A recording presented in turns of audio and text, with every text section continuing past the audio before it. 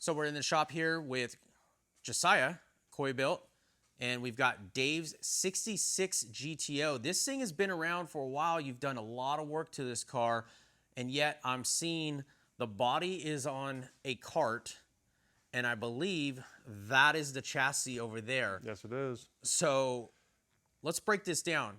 Let's start with the body. What do we got going on?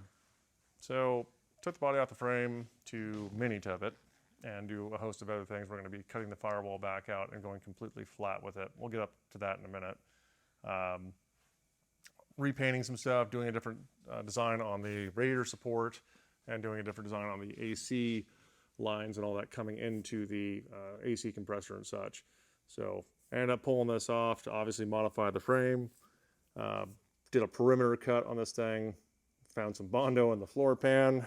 This obviously needs a trunk floor. If you start digging at it, you're going to find more. So these are ABC wheel wells that are in there, but we'll get to that in a minute. Let's go around over to the front of the car and talk about the stuff that you're talking about over there. So one of the first things we did when we got the body out the frame was this radiator support. We're going to be going further and body working it. His old one was smoothed out, but we wanted to do a different design on it than this. We ended up cutting out certain sections and patching them, welding it up, and planishing it. If you come to the bottom here, so we're going to run the AC lines through here and down to this bulkhead and end up running the lines straight into the compressor because the compressor sits on the passenger side over here. If you look at these old hoses, this gives you an idea of what you're originally dealing with. You had a hose that was here, you had one that came down originally and then came off the rad support and went into the compressor. It's sort of busy, we didn't like it. So this is one of the design updates. If you zoom in over here, you can see the front of that bulkhead. It's actually sort of hidden. So these hoses are going to continue through well, the front up to side. a point. They're going to have a hose or hard lines up to a certain point. We have yet to determine how we're going to do that once we get it in there, but that's going to sort of happen. Cleans it up drastically. So these vent hoses will be gone for the motor. We're going to have a vacuum pump on this thing. It's going to change quite a bit. This whole master cylinder arrangement is getting taken out, and that's going to be a Willwood triple master setup. So it's going to be basically a completely flat firewall with that on it. No wiper motor, no wipers. Just take all the ugliness out of this engine bay. Okay. And then anything else like wheel well wise or anything, or are you changing any of that? The only thing with the wheel wells is that side's going to be taken out. That basically knockout for the originally that was for a power booster, but in this case it's for the prop valve. We're going to take that out, and so that'll clean that up as well.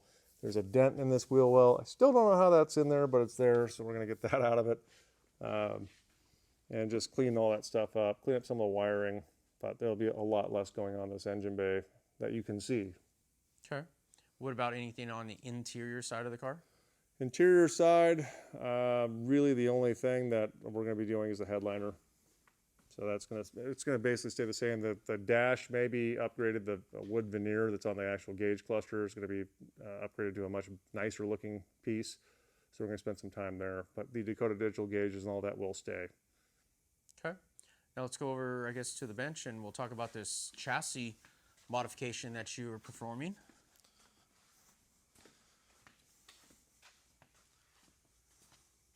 So what do we got going on over here? So this is, originally we never talked about this. This thing was actually originally welded to the table, but this is a 65 Buick or BOP frame. This car had this put under it years ago just to strengthen it up, but since then Dave has opted to mini tub this car, so we got a narrowed 9-inch from the guys at Curry, and we also got the ABC mini tub kit for the frame rails and moved everything in. The only thing that we did differently is we actually ended up keeping the airbag set up that Dave had and making pockets that locate the bag. They go up inside this cup, or the existing cup does, and you've got not pinch bolts, but I guess we'll call them through bolts that sort of locate the bag to keep it from coming out. You've got your shock mounts, so that was something different because most everyone runs a coilover on these cars. He wanted to keep his airbag, so we had to sort of do some R&D on this, but rails are narrowed 2 inches, and so are the mini tubs. Are widened 2 inches to accommodate everything. So what are some of the structural pieces that you've added and welded in to this chassis? So you've got the inner rail and the outer rail. This comes as a two-piece kit. So you have that. You've got gussets. Go here. You've got a gusset that goes up in front to have the upper control arm mount. We box this upper control arm mount itself, and then stitch welded the frame throughout. But those are some of the key pieces. Reinforce the control arm mounts on the bottom half. This has got basically your triangulation bar that goes from here, from the top mount to the lower mount. That's already there. That's a tube piece, but we just wanted to give this thing a fighting chance. So You have it apart, you might as well do it right. upgrade it, modify it, and make it structurally sound. 700 foot-pounds of torque thrown at it. So we figured this thing was never designed for that. Let's try to give it a fighting chance. So you just mentioned horsepower. Yes. So that's a whole nother thing. We've got another motor going in this. It's an all aluminum 535-inch Pontiac. Should be making it right around anywhere for 680 to 700 is the estimate, and then torque's gonna be right around about the same, 700 foot-pounds. So that'll be going in, shortly. We did what we could to help this frame out. Obviously, get rid of the factory transmission mounts, things of that nature. Build them out of 3/16. Go ahead and also reinforce the back side of this area underneath the engine mounts themselves. There's actually a big 1/4-inch plate that was cut with a plasma cutter and underneath here to keep this thing from ripping the bolts through. Yes, you can use thick washers and all that, but it's just a better idea to have it reinforced properly. okay. So what is some next steps, stuff that's going to be happening with this car in the next few weeks? So this frame's gonna be going underneath the body shell probably in the next couple days. And then when that happens, we'll go ahead and mock up the engine transmission combo in the frame to make sure that we get the angles where we want them, and also we have the proper floor clearance. Get that done, and then it's going to be take it back out, and then we have a transmission, or not transmission, trunk floor. Sorry with the T. Trunk floor to cut out and replace. Once that's done, we'll be doing the firewall as well and cutting that out, and then starting on the fabrication on that. Okay. And then once that's all said and done, then you're going to be taking this back out again to get it. Are you going to have the bodywork done? Well, it's to going to be out regardless. We're going to coat? put it in once for the whole transmission, angle, engine and trans combo angle deal, and get the mounts figured out. Then we'll pull it back out, and then we'll do the trunk floor and the firewall. So once this is all said and done, is this going to get painted, or is it going to get powder coated? Powder coated again. It's going to be stripped and powdered. Stripped and powdered. Yep. Because this is already powder coated once, but now we're doing it again. Nice. Okay. Anything else to talk about that you're doing to this car? There's a host of other things as well. So We're going to have to stay tuned for the next episode on that one. I can sneak some of the stuff out. We'll have something on the engine on the next round. We'll have that back. Really looking forward to getting that back. It's something we're sort of proud of. It's his older induction system that he had on top of that new motor, but everything, it's just tweaked that much more. The port's been raised 3/4 of an inch. It's definitely a different combo, but looking forward to that, showing that one off. Okay. Well, then hopefully here soon we'll have some more updates on this, and we'll be able to see it maybe sitting on the ground, ride height, staying with the same wheels and tires. No, that's also changed. So there's even more to it that you're not. Oh, there's a lot out. more, but I'm just sort of sandbagging right now. But we're going with a 20 by 12 up back and a 19 up front. I think it's a 19 by 8.5, remember right? So all that stuff's changing. The brakes are staying the same. Rear axle's changing. Drive shaft's changing. The exhaust system's going to sort of stay the same, except for the rear axle transitions maybe altered just due to the fact that you've got a narrowed pinch frame per se.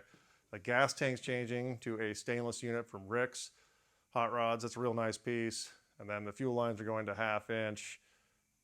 So there's a lot of stuff going on. Okay. So you're excited to see this through and again accomplish all his requests of what he's trying to achieve with the car. Requests and dreams, and he had some questions for me, and my response was that frame. We need to beef this thing up. You can't just throw 700 foot-pounds out and expect it to survive. How long have you been working on this car? Like as in not just now, but as in like the On a- history, because I know this has been going through a few different revisions over the years. So how long has Dave been a client with you with this car? January 21st of 2021. That's when I got the phone call.